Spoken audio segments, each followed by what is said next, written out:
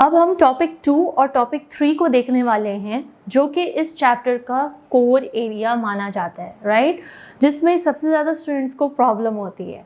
So let's go through topic 2 and topic 3। Topic 2 is measuring profitability and productivity. आप अपने company की profitability को और प्रोडक्टिविटी को कैसे मेजर कर सकते हैं? With the help of these given ratios. In ratios को सॉल्व करके आप अपनी कंपनी के बारे में बहुत सारी चीज़ें पता कर सकते हैं, राइट। सो सबसे पहला ratio ROI, return on investment. इसको ROCE भी कहते हैं, रिटर्न ऑन कैपिटल एम्प्लॉयड। इसके सिंपल नाम को अगर हम देखें तो रिटर्न ऑन इन्वेस्टमेंट, यानी कि हम कितना मुनाफा कमा रहे हैं किसी भी प्रोजेक्ट में इन्वेस्ट करके। सो इसका फॉर्मूला क्या है? Profit divide bye capital employed multiply by 100%। तो हमें रेशियो पता चल जाएगा कि हम कितने की इन्वेस्टमेंट कर रहे हैं और उतनी अमाउंट की इन्वेस्टमेंट में हमें कितना रिटर्न मिल रहा है, ठीक है। अब इसमें दो सवाल आपके हो सकते हैं कि मैम प्रॉफिट कौन सा लें, ग्रॉस प्रॉफिट या नेट प्रॉफिट, और ये कैपिटल एम्प्लॉयड किस फिगर को लेंगे? जब भी रिटर्न ऑन इन्वेस्टमेंट या रिटर्न ऑन कैपिटल एम्प्लॉयड की बात आए तो आपने कौन सा प्रॉफिट लेना है? PBIT, profit before interest and tax. Interest और टैक्स पे करने से पहले जो प्रॉफिट आपका आता है उसे आप लेंगे और उसे आप यहाँ पे लिखेंगे। यूजुअली ये प्रॉफिट कौन सा होगा? ये नेट प्रॉफिट होगा, मगर इसमें से अभी टैक्स और इंटरेस्ट नहीं डिडक्ट किया गया है, ठीक है। कैपिटल एम्प्लॉयड, अगर फर्ज करें कैपिटल एम्प्लॉयड क्वेश्चन में नहीं गिवन, तो फिर आप ये वाला फॉर्मूला यूज करेंगे। Capital employed is equals to non current assets plus investments plus current assets minus current liabilities. ROCE can be calculated as operating profit divided by ordinary shareholders funds plus non-current liabilities. So return on investment या return और capital employed आपको क्या बात बताएगा कि आप कितनी investment कर रहे हो एक पर्टिकुलर प्रोजेक्ट पे, तो उस पर आपको कितना रिटर्न मिलने के चांसेस हैं। 100% इन्वेस्टमेंट में 20% रिटर्न मिलेगा, 10% मिलेगा, 15% मिलेगा, वो आप कैसे पता लगाओगे? इस फॉर्मूला से। Next, RI means residual income. Residual income find out करने का फॉर्मूला है कंट्रोलेबल और traceable profit minus imputed interest charge on controllable investment. अगर हम लेमैन लैंग्वेज में इसको डिस्कस करें तो रेसिडुअल इनकम आपका वो इनकम का हिस्सा है जो आप कंपनी में या तो दोबारा री इन्वेस्ट कर सकते हैं या आप अपने लिए यूज़ कर सकते हैं। यानी आप बिजनेस जो कर रहे थे वो इसी को कमाने के लिए तो कर रहे थे। नाउ कंट्रोलेबल या ट्रेसेबल प्रॉफिट किसे कहते हैं? बेसिकली उन खर्चों को और उन रेवेन्यूज़ को जो हमारे कंट्रोल में है, उससे जो भी हमारा प्रॉफिट आ रहा है उसे कंट्रोलेबल या ट्रेसेबल प्रॉफिट कहते हैं। अगर हम प्रैक्टिकल लाइफ में देखें तो अक्सर इट इज़ क्वाइट डिफ़िकल्ट कि कंपनीज़ जो हैं ये आइडेंटिफाई कर सकें कि वो कौन से खर्चे या कॉस्ट या रेवेन्यूज़ हैं कि जो मैनेजर के कंट्रोल में थे और जो मैनेजर के कंट्रोल में नहीं थे। तो ये तय कर पाना ज़रा मुश्किल होता है, मगर ये रेशियो के हद तक हम इसको सॉल्व कर लेते हैं। कंट्रोलेबल और traceable profit minus imputed interest charge on controllable investment. Interest charge जो इन्वेस्टमेंट में हमारा इंटरेस्ट लगना है उसको जब हम डिडक्ट कर लेंगे अपने प्रॉफिट से तो हमारे पास क्या आ जाएगा? Residual income. Next, ROE, return on equity. पहले हमने क्या किया? ROI, return on investment. अब हम क्या देख रहे हैं? ROE, return on equity. Equity यानी शेयर होल्डर ने जितना भी पैसा आपकी कंपनी में इन्वेस्ट किया है, शेयर होल्डर ने, उसे क्या कहते हैं? Share holders equity. तो उस पे आपका बिजनेस जो है कितना कमा के आपको दे रहा है? Your net income. So net income divide by share holders equity will give you ROE, return on equity, कि आपको आपकी इक्विटी पे कितना रिटर्न मिल रहा है। तो इसका भी आंसर परसेंटेज में निकलेगा। Next, gross profit margin is very easy. Gross profit divide by sales revenue multiply by 100%, यानी कि आपकी कंपनी कितना ग्रॉस प्रॉफिट कमा के दे रही है, कितनी सेल्स पर। ग्रॉस प्रॉफिट मार्जिन आपको पता चल जाएगा इस फॉर्मूला से। Next, net profit margin, net profit divide by sales revenue multiply by 100%। आपकी कंपनी कितना नेट प्रॉफिट जनरेट कर रही है on your given sales. Cost by sales ratio is cost by sales, खर्चा और सेल्स, कितना खर्चा हो रहा है, क्या रेशियो हो रहा है, किस रेशियो में है ये। Next, profit margin multiply by asset turnover will give you ROI। ये बेसिकली रिलेशनशिप बता रहा है दो रेशियोज के दरमियान। कौन से दो रेशियोज के दरमियान? Profit margin and asset turnover, which will give us what, return on investment. Profit margin का formula profit by sales, asset turnover का formula sales by capital employed, and ROI का formula is equals to profit by capital employed. अगर आप इन दोनों को multiply करेंगे आपको ये मिल जाएगा। अगर आपके पास प्रॉफिट गिवन है, सेल्स गिवन है, कैपिटल एम्प्लॉयड गिवन नहीं है और आपके पास ROI की परसेंटेज गिवन है, तो आप इजीली ये फॉर्मूला को पुट करके द मिसिंग इन्फॉर्मेशन आप फाइंड आउट कर सकते हैं। क्वेश्चन में हो सकता है आपको प्रॉफिट मार्जिन गिवन हो, एसेट टर्नओवर की डिटेल्स गिवन हो और ROI पूछा जा रहा हो कि फाइंड आउट करें। हो सकता है ROI गिवन हो, एसेट टर्नओवर गिवन हो, प्रॉफिट मार्जिन पूछा जा रहा हो। So if you will remember the formulas then you can easily solve and find out the missing values, right?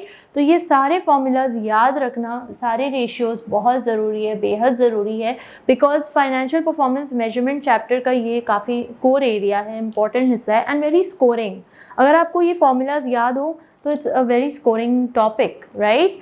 Next, third topic, performance measures based on SOFP। Statement of financial position है।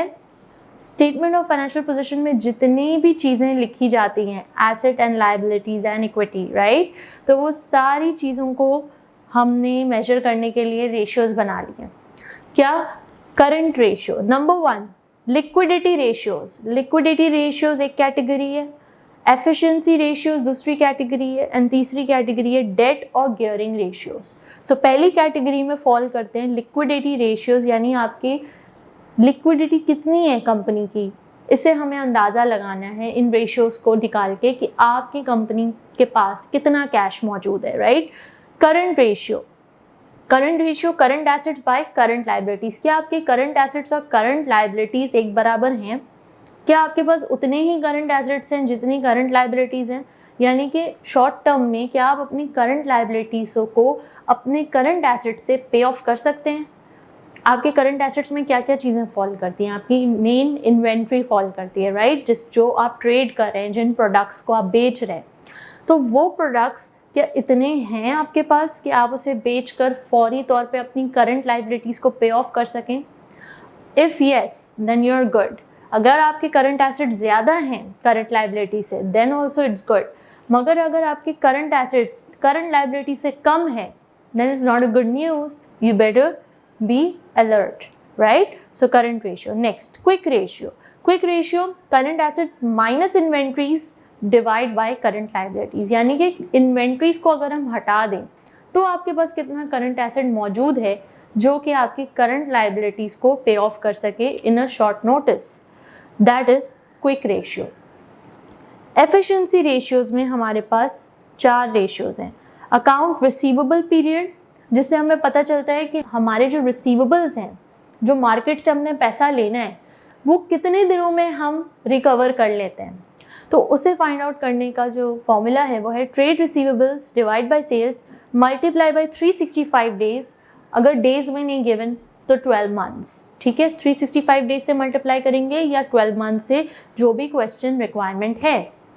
Next, account payable period, कितने अरसे में आप market में देने वाला पैसा पे ऑफ कर देते हैं, आप अपनी लाइबिलिटीज़ को, पेबल्स को पे ऑफ कर देते हैं कितने दिनों में। So that is payables divide by purchases multiply by 12 months. 12 months नहीं तो 365 days. Okay, inventory turnover period, inventory divide by cost of sales multiply by 365 days. Inventory turnover period हमें ये बताता है कि आपका बिजनेस कितने वक्त तक इन्वेंट्री को होल्ड करके रखता है, यानी कि मैन्युफैक्चरिंग के बाद इन्वेंट्री वेयरहाउस में आ जाती है या आपने परचेज किया सप्लायर्स से, तो वो कितने दिन लग जाते हैं उस इन्वेंट्री को सेल होते होते। That is inventory turnover period. Next, working capital period divide by operating cost multiply by 365 days. Working capital period हमें बेसिकली शो करता है कि ये जो पूरा बिजनेस साइकिल है ये कितने दिनों में कंप्लीट होगा। यानी आपने रॉ मटेरियल परचेज किए, फिर उस रॉ मटेरियल को प्रोसेस किया, प्रोसेस करके प्रोडक्ट में तब्दील किया, प्रोडक्ट्स को वेयरहाउस में स्टोर किया, वेयरहाउस से ले गए शॉप्स पर, रिटेल शॉप्स पर वहाँ पे रखा, और वहाँ पे जब वो सेल हो गया कस्टमर को, तो कस्टमर से कितने दिन में पैसे आए और फिर वो पैसे वापस मेरे पास आ गए। यानी वापस आपके पास वो पैसे कितने दिनों में आ रहे हैं, कितने दिनों में ये पूरा का पूरा बिजनेस साइकिल कंप्लीट हो रहा है। That is called working capital period. Raw material खरीदना, खरीद के बनाना, बना के बेचना, बेच के कस्टमर से पैसे वसूल करना। नेक्स्ट, डेट और गियरिंग रेशियोज़। गियरिंग रेशियो हमें long term debt divide by capital plus shareholder equity हमें बताता है कि हमारी कंपनी कितनी हाईली गियर्ड है, मिडिल गियर्ड है या लोली गियर्ड है, यानी कि कितना ज़्यादा लोन इसने लिया हुआ है, क्या ये उसकी सेहत के लिए अच्छा रहेगा या नहीं। Interest cover, profit before interest and tax, हमें ये बताता है कि हम जो प्रॉफिट कमा रहे हैं उसमें से हम कितनी अमाउंट हम इंटरेस्ट पे ऑफ करने में लगा दे रहे हैं। नाउ इंटरेस्ट कवर हमें ये पता लगाने में या ये एनालाइज करने में मदद करता है कि how comfortably I am being able to pay off my interest with my available profit. क्या मैं कंफर्टेबली वो अमाउंट इंटरेस्ट का निकाल के दे सक रही हूँ उस प्रॉफिट में से, या मुझे तकलीफ़ हो रही है कि यार मैंने प्रॉफिट सिर्फ 20 रुपये कमाए, उसमें से भी 10 रुपये इंटरेस्ट चार्जेस पे चले गए। तो यानी कि मैं हाईली गियर्ड होंगी और इस जिसकी वजह से मैं अपने प्रॉफिट को एंजॉय नहीं कर पा रही, क्योंकि half of my profit is going into paying the interest because I've taken loan from some company or bank. Point to be noted, ये तमाम ratios के formulas आपको learn करने पड़ेंगे because without learning the formulas you won't be able to solve the sums. हम एक sum करेंगे और उस sum में हम तमाम ratios को किस तरह solve कर रहे हैं हम वो देखेंगे, ठीक है। Topic 6, value analysis. Value analysis नाम से क्या लग रहा है कि वैल्यू की एनालिसिस करना। Let's see what it talks about. It is a planned scientific approach to cost reduction. ये एक प्लान और साइंटिफिक अप्रोच है to reduce the cost of any product, of any operation, which reviews the material composition of a product and the products design so that modifications and improvements can be made which do not reduce the value of the product to the customer or user. यानी value analysis एक planned और scientific method है कि जिससे ये ensure किया जा सके कि जो प्रोडक्ट हम बनाने लगे हैं उसकी कॉस्ट भी कम हो जाए और उसकी वैल्यू में भी कोई फ़र्क ना आए। जो वैल्यू वो प्रोडक्ट कस्टमर को देता है या कस्टमर को जो फ़ायदे वो पहुंचाता है वो कम किए बगैर, उसकी क्वालिटी में कॉम्प्रोमाइज़ किए बगैर कैसे कॉस्ट को रिड्यूस किया जाए। This is value analysis. Value engineering is the application of similar techniques to new products. नए प्रोडक्ट्स में अगर हम सेम टेक्निक अप्लाई कर रहे हैं कि जिसमें हम उसकी वैल्यू को बरकरार रखते हुए उसकी कॉस्ट रिड्यूस करें bye examining the material composition of products and the product design for improvements, for modifications, इसकी एप्लीकेशन को अगर हम नए प्रोडक्ट्स में अप्लाई करें तो उसे क्या कहते हैं? Value engineering. 4 aspects considered by value analysis. 4 aspects जिस पे वैल्यू एनालिसिस नज़र रखता है वो है cost value, exchange value, use value, esteem value. Cost value यानी cost of producing and selling an item, इस प्रोडक्ट को बनाने का कॉस्ट, जिसको बेचने की cost. Exchange value, market value of the product और सर्विस, इसकी market value.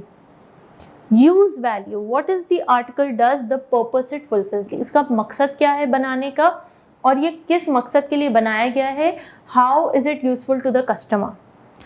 Esteem value, the prestige the customer attaches to the product. Customer इस प्रोडक्ट के साथ किस कदर अटैच हो जाता है या कस्टमर की नज़र में इस प्रोडक्ट की क्या अहमियत है, क्या वैल्यू है. So these are the 4 aspects which are considered by value analysis. The scope of value analysis. Scope क्या है value analysis का? इन 4 एस्पेक्ट्स में है. Product design, components, material costs, production methods. यानी कि वैल्यू एनालिसिस जैसा कि हमने इसकी डेफिनेशन में समझा is a planned and scientific approach जिससे हम बेसिकली स्टडी करते हैं प्रोडक्ट के डिज़ाइन को, कंपोनेंट्स को, मटेरियल को, प्रोडक्शन मेथड्स को, ताकि हम उस प्रोडक्ट की वैल्यू को मेंटेन करते हुए उसकी वैल्यू एडिंग क्वालिटीज़ और स्टैंडर्ड और customer satisfying benefits, customer satisfying features को मेंटेन करते हुए हम क्या कर रहे हैं, कॉस्ट रिड्यूस कर रहे हैं. That is value analysis.